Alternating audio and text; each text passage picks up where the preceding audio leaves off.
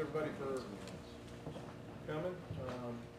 Coach Richt will have some opening comments on the day, field your questions, and then a reminder we also have some mid-year enrollees here that Coach Richt will speak on, and they'll be available when we're done with the first part of the session. Okay. All right. Thank you for being here. I appreciate it so much. It's an exciting day without question. It always is. We're really thankful for a lot of things today.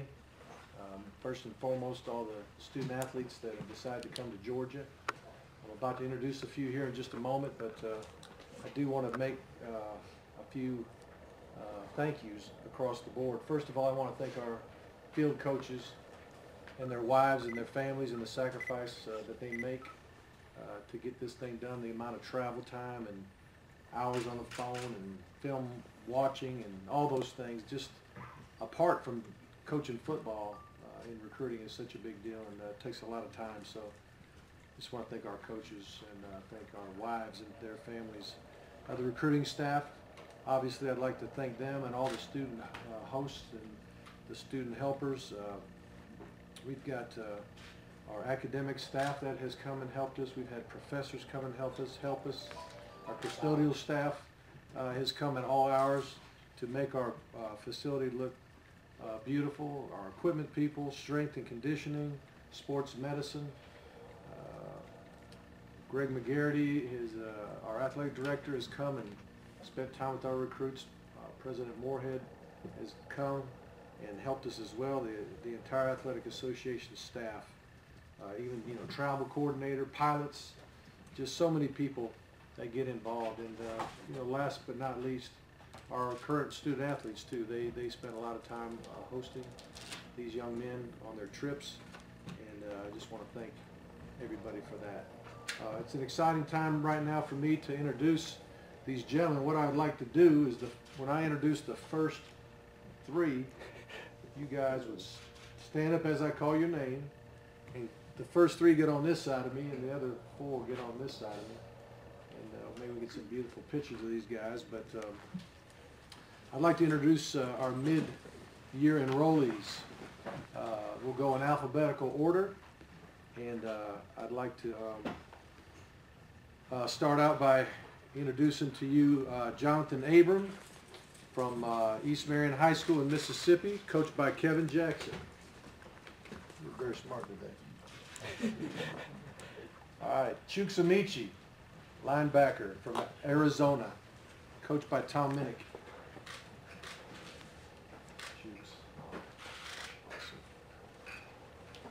Michael Barnett from Dorchester, South Carolina, Woodland High School, coached by Mathis Burnett.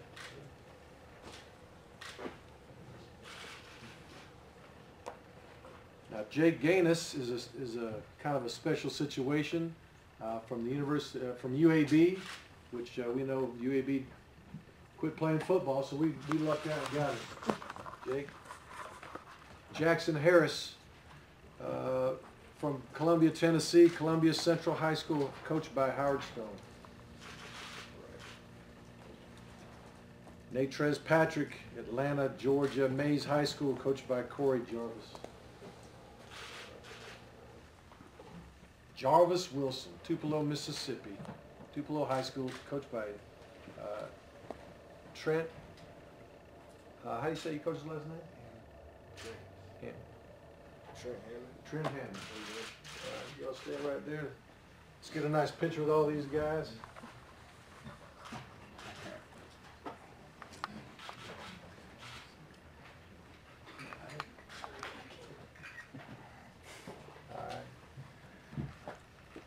We'll get some more pictures a little bit later on. Y'all got it?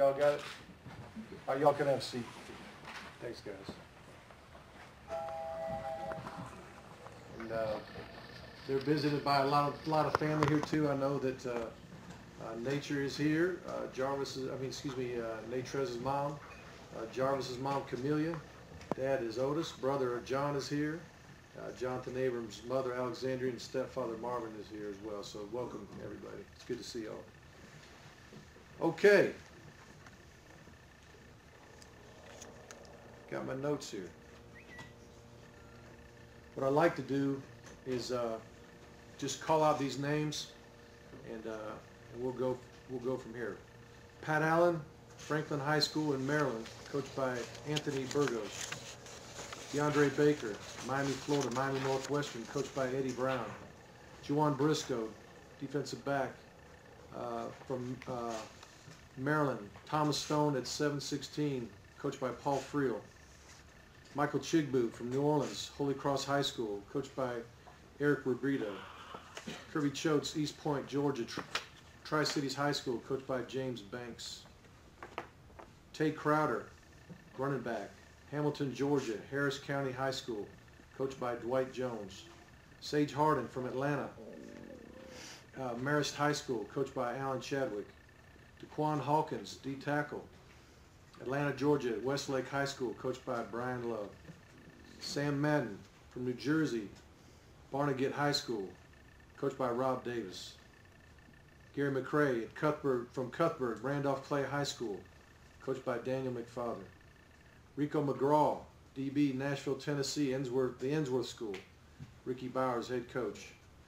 Chauncey Rivers, defensive end, Stone Mountain, Georgia, Stevenson High School, head coach Ron Gartrell. Rashad Roundtree, Evans, Georgia, Lakeside High School, Steve Hibbets, head coach. Devondre Scooter Seymour, North Gwinnett High School and Hines, Mississippi Junior College, coached by Gene McMurphy. Jason Stanley, wide receiver, Fairburn High School, Creekside, coached by Olden Downs. Juwan Taylor, Hallandale Beach, Florida, Hallandale High School, Damian Jones, head coach. Trenton Thompson, Westover High School in Georgia, in Albany, Georgia, Octavia Jones, head coach. DeAndre Walker, Fairburn, Georgia, Langston Hughes High School, coached by Willie Cannon. Justin Young, Grayson High School in Loganville, Georgia, coached by Mickey Kahn. And Shakiri Wilson, Coral Gables High School, and coached by Roger Pollard. And to this point, this is our class, our signees from today, and our mid-year enrollees. We are absolutely thrilled about these young men, and can't wait to see them do their thing. Some of them are already here doing their thing a little bit, and when this is over, you'll have an opportunity to talk to our mid-year players and ask them anything you want. But with that, I thought I would just open it up to any questions that you might have, and we'll go on. Marcus, just wanted to know your sign days for y'all. It's been interesting.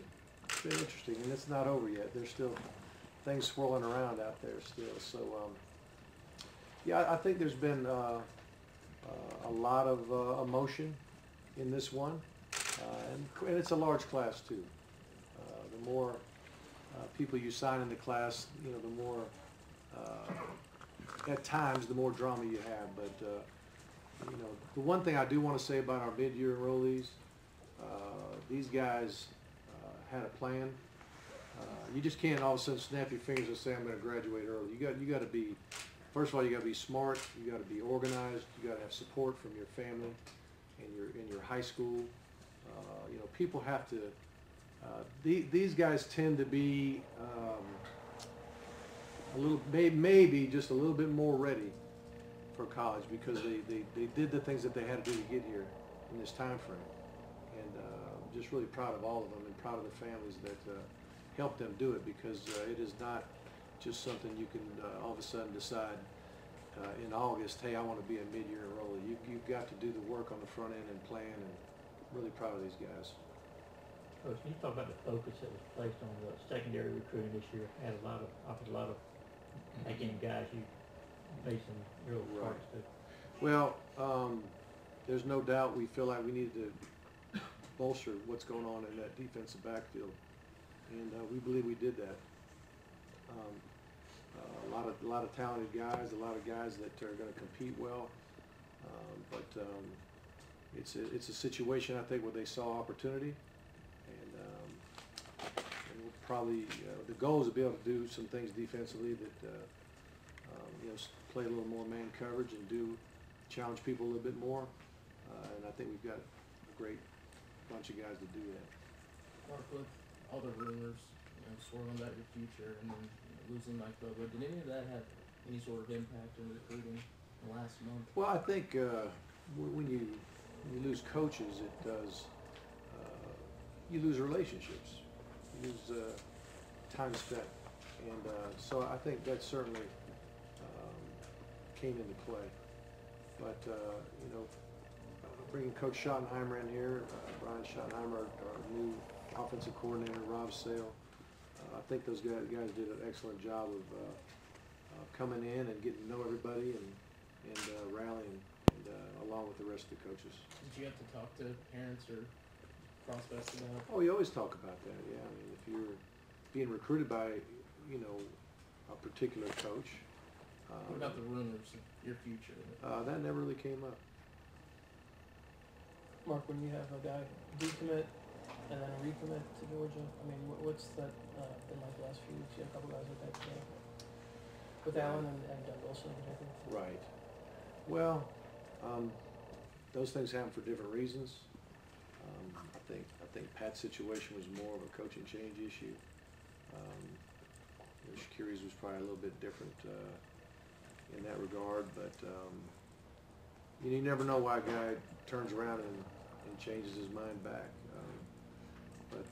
You know, we were happy to welcome him back, and I'm sure they'll. I know they're very happy that they did. Wilson supposedly wanted to play wide receivers. One reason he changed his mind to go to West Virginia. You guys, have you changed your mind on where you play him coming back? You know, that was a good question because I think a lot of people are going to think that. But he said, "Coach, I'll do whatever you want me to do." He just want to be at Georgia. And he's put as an athlete for that reason. Coach, are there any additions to this group that you might have later today? There's a possibility. There's a possibility. I really don't know for sure. We just have to kind of wait and see. But you know, there's still some possibilities out there. When you following up on the commitments, decommitments, you talk about recruiting and the hat ceremonies, and we've been going through this for a while. How do you stay so patient, and is it tougher now than maybe when you first started, as far as trying to? I mean, I don't know if I'm patient or any coaching staff's patient. You don't have a lot of control,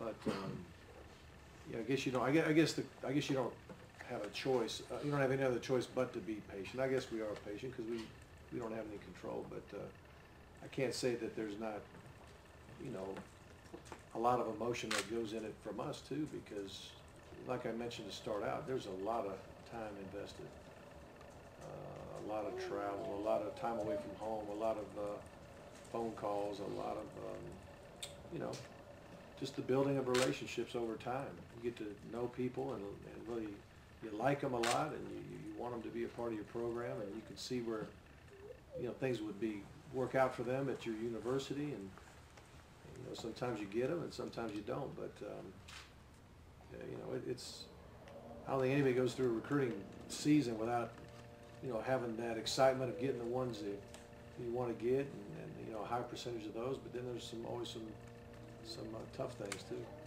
When you guys amassed so many commitments early in the process, did you know that you'd be kind of playing defense a lot, that'd be a big emphasis going down the stretch? I think nowadays in recruiting, the minute somebody commits somewhere is about when recruiting starts. You know, a lot of times you're thinking, well, once you got a commitment, you got it. You know, but I don't think anybody in the country thinks just because a guy says he's coming doesn't mean you still, you know, you can't just stop calling and stop recruiting and stop, you know, taking care of business. You need to escalate that. Do you, what's your feelings on the new early signing period, and do you think it would have made any difference in the case of some of these guys that flipped on you late? I don't know about the early signing date. You know, it'll be interesting to see if it happens, and if it does, what kind of effect it'll be. Will it calm things down, or will it be 2 days like this? You know, I don't know what's going to happen in that regard, but it'll be interesting to see. Mark, you added, I know you guys don't get into recruiting rankings necessarily, but for the first time you added the #1 player in the country in a lot of the rankings. Let's talk about Trent Thompson. What do you think about him as a player and what can he bring to you? Trent is a big, massive man who has got great agility, and if you meet him, he's just the nicest guy you ever want to meet. But when he's playing ball, he gets after it, and he's just got tremendous quickness for a big man, change of direction, plays very hard, and I think probably the reason why he got rated as high as he did is when you start taking these guys and bringing them to all-star games or combines or whatever, and you start letting them compete with some of the best. You know, the word I got from some of those kids in those situations were like, you know, the guy just was very difficult to handle by anybody. You know, so he's a fun kid to be around. He really is. Can you talk about the defensive line class as a whole and to get you guys in early?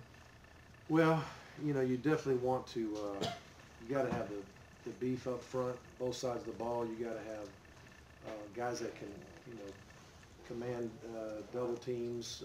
You got to have guys that you know can you know hopefully put pressure on a quarterback without having to bring blitzes and things of that nature. Guys that can be stout in their run gap responsibilities and not get pushed around. So it's just truly important to have the big men up front. I think we did a good job there. For depth purposes, do you expect them to contribute? Well, I mean, we don't think in terms of depth with guys. We think in terms of guys that are going to, you know, that hopefully will play and become starters, compete to start. I guess a starter is part of your depth, you know, as far as your depth chart, but we want these guys to compete. Mark, how about finally getting Devondre Seymour into the program? Right. Yeah, Devondre Seymour, it says 6'6", 310. I'm not sure if it's 310. It might be a little bigger than that, but we call him Scooter, nickname Scooter, but very talented guy, and a guy that, if I'm not mistaken, will be coming in with 3 years to play 3, and that'll be great for us, and so you know, it's been a little while waiting for him to get in position to come back on campus, or to come to campus. But we're very happy that he decided to stick with Georgia and taking care of business. And to follow up on that, how important was it? You mentioned Pat and Sam Mad to get those two guys to fill out that offensive line. So Yeah, we a lot of did. times it looked a little nip and tuck on them. It did. You know, and Pat again Pat was one of the guys that committed early and changed his mind, and then recommitted. And then big, you know, Sam Madden coming in. Really liked what we saw with him on film, and after meeting him, really enjoyed him and his father on that trip, and had a lot of faith that we were going to have a pretty darn good ball player. And he's a massive guy too. I mean, he probably was in the 345 to 3. Well, he probably showed up 345. Probably left about 355 after all the food he ate on the trip. But we did get some big, solid men. Sage Barton, he's tall, long, tough, athletic, smart kid. He's going to really help us as well. And Mark, y'all got 2 guys today earlier, Hawkins and Schultz a little bit earlier just now. You mind talking about them? They haven't been focused by the media here lately. Right. Guys that have been on the radar for a while. And, you know, Daquan, really when you look at him, he's as good looking as any of them, you know. A guy that in the very beginning, we thinking, you know, maybe this guy can play offense. There's no doubt he can play offense. But then the more time you spend watching him do his thing, you can see that he's going to be a tremendous defensive lineman for us. So, but he was a guy that both sides of the ball liked. He was on the board the whole time through, and in the end, it worked out at defensive line because that's where his heart is and where we think he'll give us the best impact. And then Kirby, he's a tough, athletic kid, guy that loves Georgia, been loving Georgia a long time, and the opportunity came to get him. He accepted that offer, and we're glad that he did. What are y'all getting at Tay Travis? Tay is a very physical back. You got. Is he just a back? Well, he does have the ability to do a little bit of what Quavon Hicks is doing as far as a H-back type guy, even possibly tight end type guy, enough of a body to do that. But he's a pretty good runner in his own right. He is a very physical guy, a big tackle breaker, a guy that you think could hold up well in our league. Got a great stiff arm, just down after down after down, just stiffing guys into the ground and running them over. Very impressed with him. Is it harder this year to try and maintain relationships with some of those guys that were radar guys, like you said, when you're still trying to keep some of these guys that were uncertain back and forth committed all the time? Well, you just got to keep recruiting. I think that's the best answer to that. You just got to keep recruiting. You got to keep evaluating. And gosh, I can't tell you how many times that we got guys late and they did great.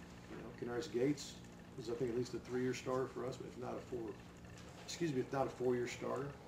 Timmy Jennings, I think we offered the night before. You know, Timmy was the last guy brought in the class, and he was the first guy drafted that year, and he's been an all-pro cornerback. So you just keep recruiting. I've yet to ever hear anybody have a signing class and say that, you know, it wasn't great. Right. But I mean, if there was any flaw in this class, did you want like more wide receivers? A couple of those went the other way. Is there any area that you're a little bit disappointed you didn't get everything you wanted there? Or as many? I would just say, you know, the day's not over, and we'll see what the next few hours bring. You don't know. I don't know for sure what it's going to bring, but maybe you can ask me that tomorrow. Coach, what are your thoughts on how Brian Schottenheimer has adjusted these early weeks as someone who's been in the NFL for a while and maybe doesn't have a ton of Well, Brian has got I think he's a very good communicator. And I think that he's got a spirit for young people. I think they see that in him. I think they can hear it in his voice, and I think he's going to end up being a really outstanding recruiter. You mentioned mid-year enrollees. It's not an easy thing to do, and yet it seems to be a rising trend. Do you expect that to continue more high school? I think more and more young men are wanting to be mid-year guys. I think a lot of them realize it's a little bit harder than you think. It's not a slam dunk, like I said before.